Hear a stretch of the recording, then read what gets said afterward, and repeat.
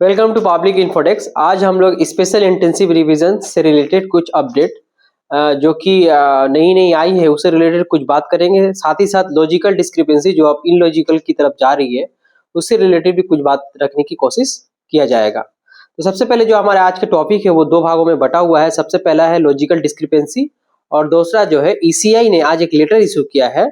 उस लेटर के बारे में आपको डिटेल समझाने की कोशिश किया जाएगा। क्यों इशू किया ईसीआई ने, क्या वजह थी, आगे करने की क्या वजह थी, क्या प्रपोजल दिया गया था स्टेट गवर्नमेंट के स्टेट सीओ ऑफिस की तरफ से, चीफ इलेक्टोरल ऑफिसर की तरफ। ये सब डिटेल्स आपके सामने रखने की कोशिश किया जाएगा।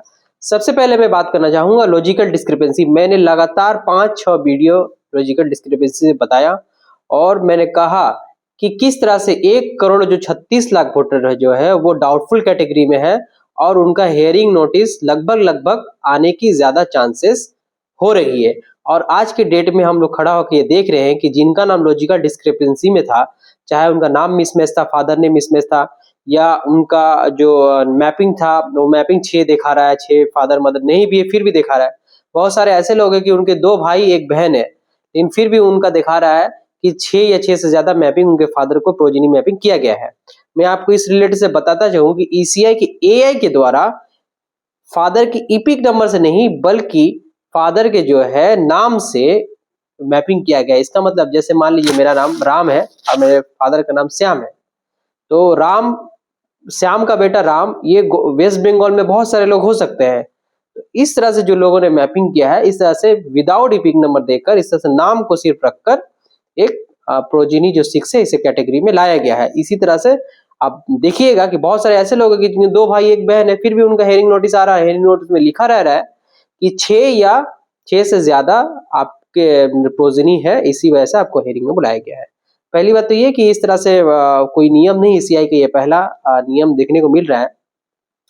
तो लॉजिकल डिस्क्रिपेंसी में पहला था ये था। उसके बाद था पेरेंट्स और जो पेरेंट्स और जो उनके बच्चे हैं उनके एज का डिफरेंस जो है 50 या 15 साल से लगभग है। तो ऐसी भी कैटेगरी में क्या है, मैंने डॉक्यूमेंट्स भी बता दिया था अपने पिछले वीडियो में और बता भी थे, ऐसी कैटेगरी के वोटर को भी हेयरिंग में बुलाने की चांसेस है। फिर उसके बाद ग्रैंड पेरेंट्स एज 40 साल से कम, मतलब कुछ नया डिटेल्स जो है लॉजिकल डिस्क्रिपेंसी वो कल एईआरओ के लॉगिन में आया और बीएलओ भी उसको देख सकते हैं। वो था नो डाटा अवेलेबल, मतलब वो जो सेल्फ मैपिंग लोग किसी वजह से ओसीआर जब किया गया था 2002 वोटर लिस्ट का, किसी तरह से नाम या कुछ भी उसमें छूट गया था, तो ऐसे नो डाटा अवेलेबल कैटेगरी का भी लगभग हर विधानसभा में 5 से 7 हजार वोटर भी और हेयरिंग के नोटिस जनरेट करने के म्याद में आ चुके हैं, जद में आ चुके हैं। तो मैंने पहले ही कहा था कि हर एक विधानसभा में 80,000 से लेकर 1.5 लाख, 40,000 से लेकर 1.5 लाख तक होगा।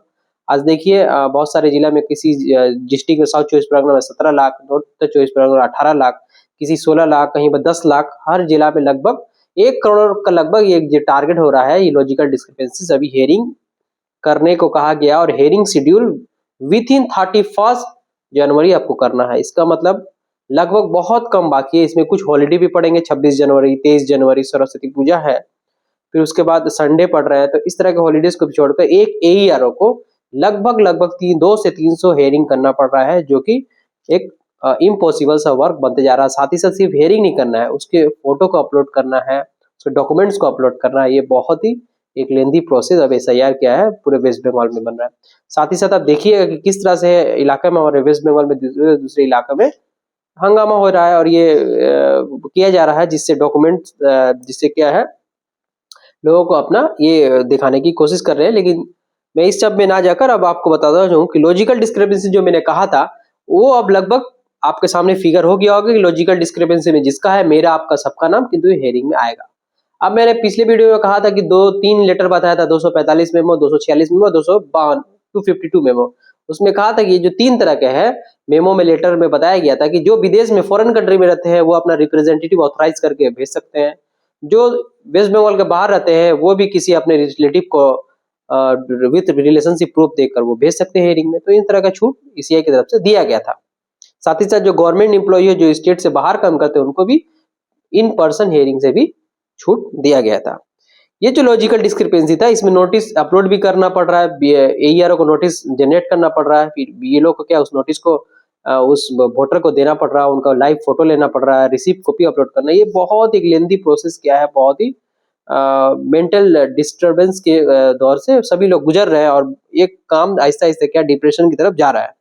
तो ये जो एक सिनेरियो अभी चल रहा है, आने वाले 15 दिन में हम लोग देखेंगे कि बहुत ही ह्यूज जो है हेयरिंग होगी, साथ ही साथ डॉक्यूमेंट्स अपलोड होगा। और अभी तक ईसीआई की तरफ से कोई भी डेट एक्सटेंड करने का कोई अभी तक कोई इंगित नहीं आया है।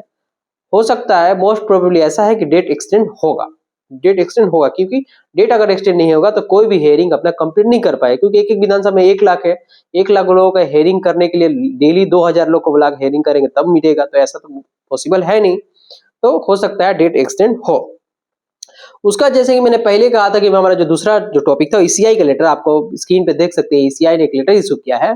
उस लेटर में ईसीआई ने ये कहा है कि माध्यमिक एग्जाम का जो एडमिट कार्ड होता है उसको जो 13 डॉक्यूमेंट है, जो नोटिफाइड इंडिकेटिव डॉक्यूमेंट है ईसीआई के, जो 27 अक्टूबर को जो ईसीआई ने एसआईआर का अनाउंस किया था 12 स्टेट में, जो 13 डॉक्यूमेंट था उसमें माध्यमिक एडमिट को नहीं रखा है, बल्कि माध्यमिक सर्टिफिकेट रहेगा। इसका मतलब ये है कि अगर आप एसआईआर का वोटर है तो आपको माध्यमिक पास होना पड़ेगा। आने वाले दिन में हम लोग भी देखेंगे कि वोटर होने के लिए आपका पास माध्यमिक पास होने का सर्टिफिकेट होना चाहिए। चूंकि आपको यहाँ पे बताना चाहूंगी, हो सकता है, मैं अपने पर्सनल एक्सपीरियंस से बताऊं कि स्टेट अथॉरिटी ने ईसीआई को सही से कन्विंस नहीं किया है, क्योंकि बहुत सारे ऐसे एग्जाम होते हैं सीबीएसई या कुछ दीगर बोर्ड के, सेंट्रल या कुछ स्टेट गवर्नमेंट के बोर्ड होते हैं, जहाँ पे माध्यमिक एडमिट कार्ड क्या है स्कूल प्रिपेयर करते हैं, कोई बोर्ड प्रिपेयर नहीं करता है।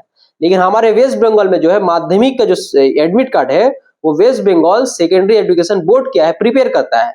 और उसी एडमिट में जिस जो नाम, जो डेट ऑफ बर्थ, जो फादर नेम, जो स्कूल नेम, जो सब्जेक्ट रहता है, उसी में पास करके लोग क्या सर्टिफिकेट मिलता है। तो इसीलिए बहुत सारे आप एग्जामिनेशन में देखिएगा कि अगर किसी के पास बर्थ सर्टिफिकेट नहीं है तो कहा जाता है कि माध्यमिक का admit card equivalent to birth certificate, उसको यूज किया जाता है। तो ये कन्विंस नहीं करने की वजह से आज हम लोगों ने एक ऐसा ऑर्डर दिया है, हम लोग देखेंगे इसको फिर से कोर्ट में चैलेंज भी किया जाएगा और उम्मीद है कि इसको रिलीफ भी दिया जा सकता है माध्यमिक एडमिट में आने वाले दिन में। लेकिन तब तक बहुत सा दरिया में बहुत सा पानी बह चुका होगा। तो हम लोग ईसीआई का अब वेट करें। और नया जो क्लैरिफिकेशन अभी तक जो गया था ईसीआई में, बहुत सारे एईआरओ ने भी ईआरओ के थ्रू डीओ को लेटर लिखा है और कहा है किस तरह का क्लैरिफिकेशन विदाउट कोई clarification, without clarification, without SOP, without order, इस तरह का काम हो रहा है व्हाट्सएप में सिर्फ। तो कुछ क्लैरिफिकेशन ऑर्डर भी चाहिए था कि एईआरओ को भी एक क्लैरिटी मिले, नहीं तो काम करने में क्या एक ह्यूज जो 1 करोड़ के लगभग लोग हेयरिंग में है, उनका जो वोटर लिस्ट, जो उनका जो वोटर अधिकार वो खतरे में पड़ने वाला है। तो इस तरह की क्लैरिफिकेशन कोशिश किया जा रहा है ताकि दे। बहुत सारे ऐसे लोग हैं जिनका 13 डॉक्यूमेंट नहीं है, सिर्फ Aadhaar card, PAN card, ration card है। तो ऐसे लोगों का भविष्य क्या होगा, क्योंकि एईआरओ को लॉगिन में अभी नया ऑप्शन आ गया। पहले क्या था, कोई भी एईआरओ क्या आधार कार्ड 2002 का रोल अपलोड करके सबमिट करता था send to DO for verification.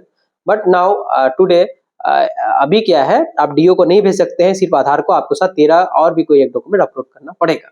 तो ये जो कंपल्सन जो आस्ते आस्ते जो टाइट हो रही है, ये बहुत ही नाउमीदी है और बहुत ही समझ में नहीं आ रहा क्यों हो रहा है। तो आने वाले दिन में देखें, हो सके मॉडिफिकेशन हो, डेट एक्सटेंड होगा, इसका बात ज्यादा लोग करते हैं।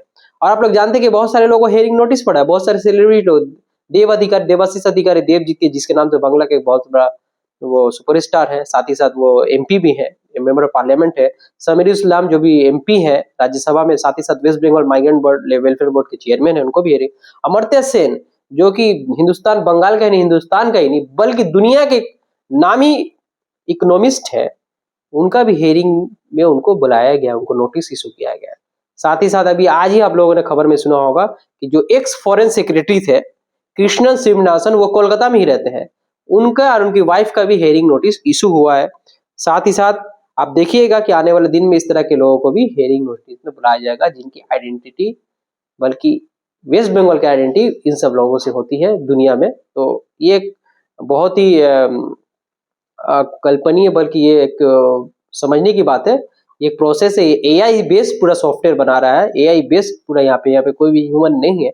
इसकी वजह से क्या है, ये एक त्रुटि जो है, logical discrepancy now becomes a illogical discrepancy, ये इलॉजिकल हो चुका है। और आने वाले दिन में हम लोग देखेंगे कि इस तरह का हेयरिंग और भी बढ़ सकता है। दिन दिन हर विधानसभा में 2-4 हजार बढ़ ही रहा है। तो घबराने का नहीं है, अपना डॉक्यूमेंट को सही से रखिए, सेल्फ सिग्नेचर करिए और वहां पे जाके अपने जो हेयरिंग नोटिस है वहां पे जमा कीजिए। अगर आपके कोई परिजन या आपके फैमिली के मेंबर आउट ऑफ स्टेट है तो आप उनका भी आप में दे सकते हैं। कोई फॉरेन कंट्री में तो उनसे एक ऑथराइज लेटर लेकर आप हेयरिंग में जा सकते हैं, इसमें कोई घबराने की बात नहीं है। तो ये जो वीडियो करने का मकसद था हमारा आज अवेयरनेस का, ये मैंने पहले भी पिछले भी बहुत सारे वीडियो हमको लॉजिकल डिस्क्रिप्शन डॉक्यूमेंट में क्या क्या लगेगा ये बता दिया था, आज भी बता रहा हूँ। आप रेडी रखिए डॉक्यूमेंट, 1330 के डॉक्यूमेंट, इंडिकेटिव डॉक्यूमेंट वो भी रेडी रखिए।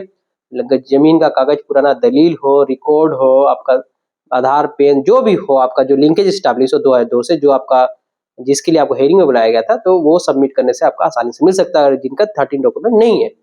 कोशिश करें 13 डॉक्यूमेंट खोजे, उम्मीद है शहर वालों को मिल जाएगा, गांव वालों को मुश्किल होगा।